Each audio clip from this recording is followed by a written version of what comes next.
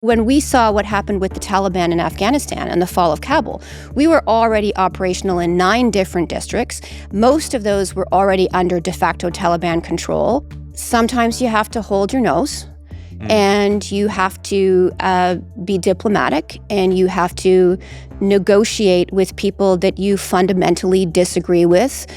Nothing will ever change if we just allow the present to erase the progress of the past. And I think that we are very much at risk of doing that right now. That's Samantha Nutt, president of War Child USA and War Child Canada. When I first learned about War Child, I was blown away by the impact Sam and her group have had on at-risk children in some of the world's worst conflict zones. With the U.S. suspending billions in humanitarian aid, I wanted to ask Sam about the real-world impacts. Her perspective is bracing, illuminating, and inspiring, and her enthusiasm about the generosity of Americans as separate from the U.S. government is unexpected. So let's get to it. I'm Bob Safian, and this is Rapid Response.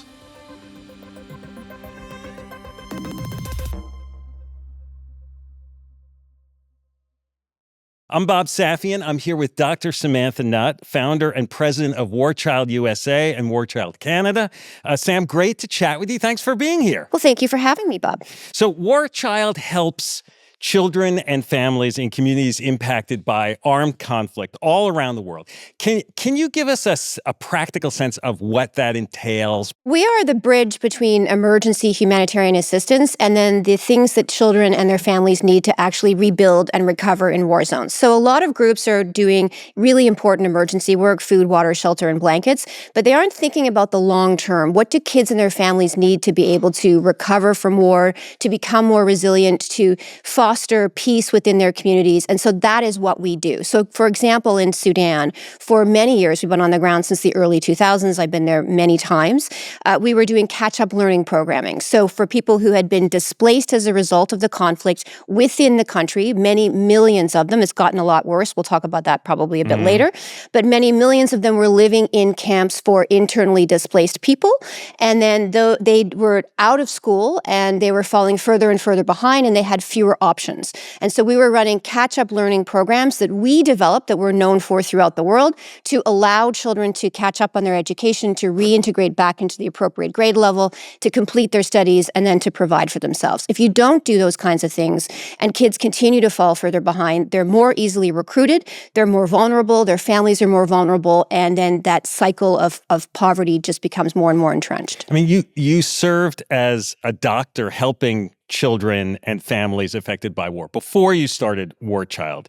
And you chose to focus this organization on education and job opportunities, which focus on sort of the fallout after conflict, right? I mean, am I understanding that right? Because the attention sort of drops away at that point? Well, that's a really good question. I mean, part of the problem is that war isn't a short-term issue, right? So you don't have a situation where war goes on for a few months and then suddenly goes away. That never happens. It goes on for years and years and years, and in some cases, generations. And the effects of war are felt for generations. And I did start right out of medical school. I was recruited by UNICEF to work in Somalia during the famine in the early 90s. When the next crisis hit, for example, when Rwanda hit, all of that capacity packed up and moved to the next crisis and left communities completely dependent and completely decimated without any hope or opportunity or resource. And then what happened as a result of that is that violence started to resurface. People started to fight over diminishing resources. Women were being targeted and attacked. And so unless you address the drivers of war, and the drivers of war are things like poverty, instability, the lack of rights and opportunities for women and girls especially, keeping young boys out of the militia groups through education, through skills training, through economic development, you're going to face a situation where countries are locked in conflict, they are locked in crisis, and they become more and more vulnerable and more dependent on humanitarian aid. And the reality is it will never be enough. And we're seeing that play out in the world right now. We're seeing an explosion in the number of crises that the world is facing. We're seeing the withdrawal of the U.S. in particular, the withdrawal of U.S. aid. So less money that's available to address these crises right as they become more critical, and millions of people are at risk. You work a lot through local organizations. You mentioned sort of finding local folks who can do things. That's not what a lot of NGOs do. It's not what UNICEF does. It also means the work gets really dispersed, though, right? Like communicating and coordinating among all that must be complicated. It can be, but it doesn't have to be. I mean, for example, we have more than 1,000 staff throughout the world. 99.9% of them are local to the countries in which we are operating, including at the most senior level, the country director level. And it takes us time to be operational. We're not an organization that you'll see, a headline in the news that says, this is terrible, this is happening in this place, and we'll say, well, we're there and please give to us now. That's not how we operate. Sometimes it will take us a couple of years to identify our staff, identify our partners, to build up that capacity, to develop our strategies in conjunction with other organizations that are on the ground, because we don't want to duplicate services. When we saw what happened with the Taliban in Afghanistan and the fall of Kabul, we were already operational in 9 different districts. Most of those were already under de facto Taliban control. We did have a period of time where our operations were suspended in Kabul, but then we were able to resume our activities, including our women and girls education and economic development work that we've been doing for more than 20 years. And we could do that because we were locally driven, locally accepted, and widely respected. And that, I think, is an important point of distinction for the kind of work that we do in our organization. And no conflict with the Taliban now as you're trying to... I mean, look, these things are never easy, right? I mean, Yeah. I've been doing this work for 30 years, and sometimes you have to hold your nose. And you have to be diplomatic, and you have to negotiate with people that you fundamentally disagree with on every conceivable level, especially for me as a woman. At the same time, we have 170 staff in Afghanistan, all local. Half of those staff are women, and they are doing critical services to women and girls who, in this moment in time, in this moment in history, would have nothing else. They don't have the opportunity to go to school after grade 6. They don't have the opportunity for higher education. They don't have the opportunity to get a job. And so if we're not careful and thoughtful about how we interact with the Taliban and how we negotiate safe spaces for the women who depend on us and for our staff, then we're out. And if we're out, that is absolutely devastating for hundreds of thousands of people, the vast majority of whom are women and girls. You alluded to this earlier, that the Trump administration has stripped a ton of funding from humanitarian organizations. I'm curious what that meant for you at War Child when you first heard about USAID funds being slashed. Where were you, and sort of what was your reaction? I was screaming at the television. Look, it's devastating. It's absolutely devastating for the humanitarian movement. Nothing like this has ever happened, certainly in the 30 years that I have been doing this kind of work. The U.S. was the single largest contributor to foreign aid, to humanitarian assistance in the world, over $9.5 billion. Now, that represented, it sounds like a giant number, but it represented a very minuscule amount of the U.S. budget. It was less than 1% of the U.S. budget every year, but it kept millions and millions and millions of people alive. And in particular, when you think about, we are facing one of the worst food insecurity crises in the world. We have more than 30 million people in the world who are food insecure in places like Sudan and in Somalia and in Yemen and Afghanistan and elsewhere. You have children, millions of children who are at risk of acute starvation within the next few months.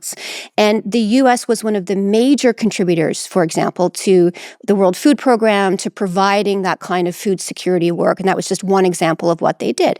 So for us, even though we may not have been very directly impacted. So you're not a beneficiary of USAID funds. We have been. We certainly have been over the years, but we were very fortunate in the sense that we didn't have any active contracts. We were in the process of hopefully securing another contract for Afghanistan. However, because we work in partnership with so many organizations, it has affected us. So the UNFPA was one of our partners for Afghanistan. We're doing the direct implementation of that work. We lost about $1 million in granting because the UNFPA lost $1 million in granting as a result of USAID withdrawal. And that has resulted in us having to close one of our children and youth centers, and that affects tens of thousands of kids. At the same time, we're in South Sudan, very food insecure, very insecure country in general. You can't drive from one location in South Sudan to the other. There are not passable roads. It's too insecure. You have to rely on UN humanitarian flights that are run by the World Food Program. Those flights used to be a few $100s. Now they can't afford to run those flights. And so that means that we no longer have access to key populations that are in desperate need. And this is an example. I mean, we're one organization, but we are seeing the layoff of thousands upon thousands of people who had tremendous expertise, credibility, who were doing life-saving work throughout the world. And that is all evaporating. And there is no question that the U.S. withdrawal and USAID's contraction will result in greater chaos and greater instability, and that will ultimately harm the U.S. interest in the long run. So I want to pose something there. There's been this trope, no one has died from the U.S. Secretary of State, Mario Rubio, right? Referring to the aid cuts. Now, other folks claim hundreds of thousands, even millions of lives are at stake. Can you clarify what the difference is? What are the different folks talking about? Look, I think you can hide behind the lack of direct accountability, right? It is never the case that you cut off USAID and you can draw a direct line between, well, this person died as a result of that. But what you do know is that when you start pulling on the thread of a sweater, what that's going to look like. And for example, in Sudan, you have the worst displacement crisis, more than 10 million people displaced within Sudan. And when you have the world's biggest funder saying, well, we're not going to provide food security, there is no question that those people they're going to die. And while you can hide behind the veil of a lack of direct accountability, the fallout is clear, it is apparent, it is unignorable to anyone who has ever been on the ground in any of these situations. And we can see it coming at us like a freight train while we're standing there just twiddling our thumbs. You've been trying to help kids at War Child for a long time now. You have a lot of passion about it. You must also get frustrated sometimes that the world doesn't seem to learn the reality of the work and the need that you're addressing. What do you do with that? Things like this. Look, it's hard, and because I've been doing this work for a long time, you know that there are moments when, you are raging against the wind, and it can be incredibly frustrating. It's often not the things that you would imagine that are frustrating. You expect governments to fail. You expect donors to change priorities. You expect people to not necessarily have a high level of literacy or experience around what actually works when it comes to this kind of humanitarian assistance. We often reward the wrong things at the expense of the right ones. We feel good donating and getting a chicken or a goat to somebody, but that's not going to change the world. Getting a kid into school that's been out of school for more than 10 years, that's changing that kid's life, and that's changing their community's life. And what frustrates me and what enrages me all the time is that you see those gains, you can prove that it works. You have all of these people who believe in it and who demonstrate that it's possible. And then, you've got people who go, well, why should I care about kids in Africa? And that's the stuff that makes me drink bourbon. Not too much. I remember having a conversation with Jose Andres, of the founder of World Central Kitchen, who talked about how, when he's in a crisis, he's so conscious of the impact he's having on people's lives. And then when he goes back home and he's in a nice place and he's taking a shower or making a meal and he's got hot water, And sometimes it makes him feel guilty. Like he's not really sure how to manage those emotions on both sides. And I wonder how you manage it. Well, it's tricky. There have certainly been, especially when I was younger, there were moments when I was absolutely a self-righteous pain in the ass. Some people will tell you I still am. It's not a problem that we can enjoy food security and a great glass of wine and a wonderful night out and see a Broadway show and do all of those things. What's the problem is that so many millions of people can't enjoy that because they're falling asleep every night while guns are firing and bombs are dropping. And so I'm not interested in shaming anyone for doing anything. What I would like them to consider— Or shaming yourself? Oh, I mean, look, I carry a lot of grief and a lot of guilt, but it's not what you would expect. It's because I've lost so many friends doing this work. And why am I here and they're not here?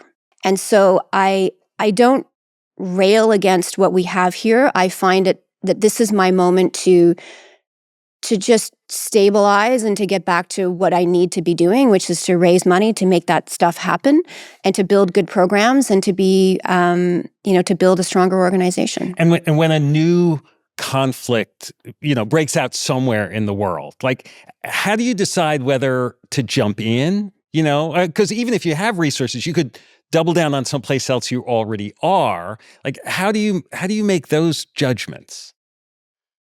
It can be tricky because we are obviously under a tremendous amount of pressure to be everywhere all at once, and you can spread yourself too thin. We will look at it from a number of different perspectives. The first one is, do we have expertise in the region that would be added value in this context, or are there other organizations that are already doing a fantastic job, and why would we want to dilute what they're trying to accomplish? So that's a really important thing. Secondly, if it's in the middle of a very acute crisis, we are not Doctors Without Borders. We are not the Red Cross. We do not have that level of infrastructure to be running food aid in. That is not what we do. We are a long-term recovery and rehabilitation organization. So we require a level of cooperation and local engagement for that to happen, and that's very difficult to do while bombs are dropping. The third piece of what we will look at is what is the relationship with, whether it's the local government or local militia groups or whoever it is that you have to deal with, and can we operate safely and with a degree of autonomy and with the degree of accountability that we require. We won't work in an area where we think that our resources are going to be redirected by terrorist organizations, or we risk being infiltrated by terrorist organizations. So we will not commit to something if we don't believe that we can meet our standards, and our standards are pretty high. So that, for example, is one of the reasons why we're not in Somalia right now. War Child USA and War Child Canada are part of a wider War Child federation. Each unit is pretty independent, as I understand it. Entirely. Why not band together more? Like, wouldn't that help fundraising and efficiency and impact and all of that? And we do. So as a loose federation, we will collaborate and cooperate, and to the extent that we're operating in the same parts of the world, then they will work together, our field teams. The reality is that the European arm tends to do a lot more advocacy and fundraising. We are much more of the direct boots on the ground field organization. We're directly implementing for Canada and the U.S. So when we say we have programs in Afghanistan, those are our programs in Afghanistan. If people want to give to our organization, we know exactly where all of those dollars are going and to whom and for what purpose and what the outcomes should be. And that's very, very important to us. And I think that there are a lot of international organizations where if you give, it gets redirected into something that's more of a global decision-making body, whether that's in Europe or elsewhere.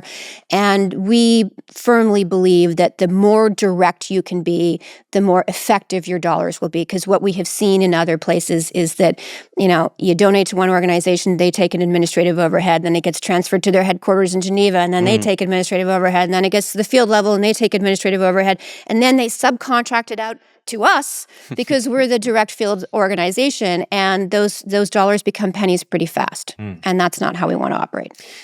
So I want to ask you, there's so much chaotic in our world right now. And it's natural for us as humans sometimes to sort of close ourselves off from all of this that's going on. How would you advise others who feel a little bit overwhelmed by what's going on and maybe sort of sometimes turn off themselves? The worst thing you can do is to shut yourself off from the world, because it will only make those problems exponentially worse. But when you start having the conversation and you start to understand that there are ways that you can be incredibly effective. It doesn't take a lot of money to radically transform, whether it's a child's life or a family's life or a woman's life or a community's life, in some of the most vulnerable places on earth. The amazing thing to me about the United States is that there isn't usually an expectation that government will do things for you. There are other parts of the world where people don't give because they're like, well, that's what my tax dollars go to pay for, right? Americans are extremely generous. And I do think that for people who reject the kind of cynical calculus that is going on right now, and who look at the collapse of USAID and think that doesn't serve American interests throughout the world, that actually makes us more vulnerable to a whole bunch of different things, whether that's acts of aggression or acts of terrorism or just declining U.S. influence in the world, which has massive implications, not just economic implications, but other implications as well. I think that there are good people who then go, well, if government's not going to do that for us, we're going to step in and we're going to do that. And then it's just a question of understanding how best to do that, how to have an impact. And you can feel like it's a drop in the ocean. But when there are enough people doing this kind of thing, you can have a significant influence. Right now, when the funding situation is so difficult, when organizations like War Child are being asked to sort of step up and do more, what do you feel like is at stake right now for you, for War Child, for all of us? The world is in a very unstable place. And I don't think that that is a shocking statement or a surprising statement for many. We are seeing more violence, more conflict, more instability, more food insecurity. We are witnessing the worst displacement crisis since World War II, with over 117 million people forced from their homes, mostly as a result of war and violence and the secondary effects of climate change. All of that instability creates global pressures. It impacts us here at home in a number of ways, whether you're talking about migration, whether you're talking about disruptions to trade routes, for example, with the war in Yemen through the Red Sea, which is 30% of the world's shipping containers go through the Red Sea there. And then you go and you're trying to buy groceries and other things, and you're wondering why they're so much more expensive than they were a couple of years ago. Everything is interconnected and interrelated in that fashion. And so for us as an organization, we have been fortunate that despite, or maybe because of, what we are witnessing and these global trends, and that we have had great partnerships with foundations, with corporate partners, with other government funders, the Canadian government and others, who are trying to step up. It will never replace the void of USAID's withdrawal. Never. But hopefully that's not permanent either. The one thing that war teaches you is that nothing is permanent. Everything that we have can change for better or for worse. And if we want to build strong, democratic, and inclusive societies, we have to invest in that, we have to maintain that, and we have to fund that. For folks who are listening to this, as individuals, as organizations, if they want to support the work War Child is doing, what can they do?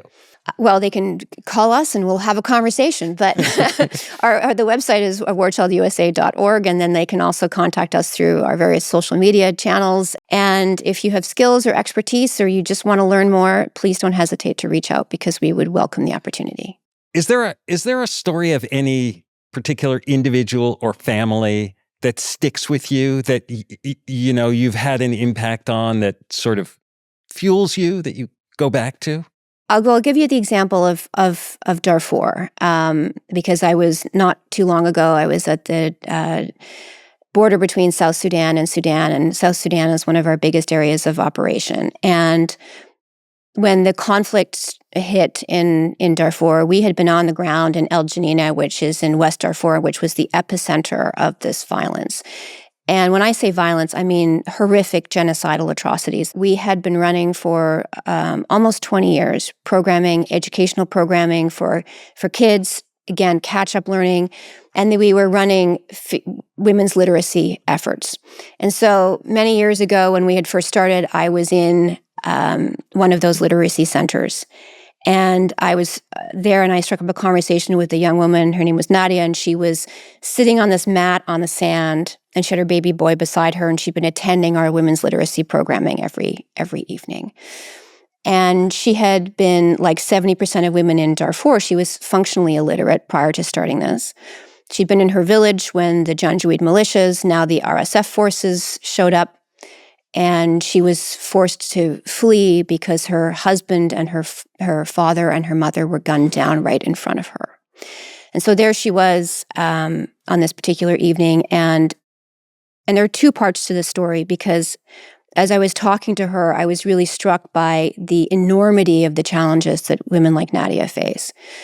And when she had arrived in this camp, not only was she traumatized and alone, she was afraid because she couldn't even take the few possessions that she had managed to scrounge and go into town and barter them for cash to buy supplies that she and her child needed, because she couldn't do the simplest mathematical equations. And so when I was talking to her in this particular evening, as I left, I said to her, Nadia, has anything that we have done here actually helped you? And then she was sitting on this mat on the sand, and it was very powerful. The first thing she did was she just leaned forward and she wrote her name. And then she said, now that I know how to write my own name, I'm going to learn how to write my son's name. And so there I was in South Sudan just a few months ago, and visiting one of the Darfurian makeshift refugee camps, and our team pulls in. And we're there, and it's all women and children, all of them. And they have survived horrific violence. Many of them had seen all the male family members gunned down before fleeing. They were living in this burned down makeshift mosque with no electricity, no plumbing, starving. Many of them only had the food, the clothes that they had arrived with. And as soon as we pulled in with our all-African Southern Sudanese team, this young girl comes running up to the car. And she immediately says to me, she says, I know, War Child. I was in your program, your education program in El Janina, which is the same place where I met Nadia. And she said, and I did your catch-up learning program, and then I went to school, and I went to medical school. And she was very interested because I'm a doctor, and so we started talking about that. And she had just finished her last exams. And I was congratulating her on finishing her exams, but then the war broke out and she was forced to flee with some of her colleagues, and she didn't know if her family members were still alive. She hadn't been able to reach them.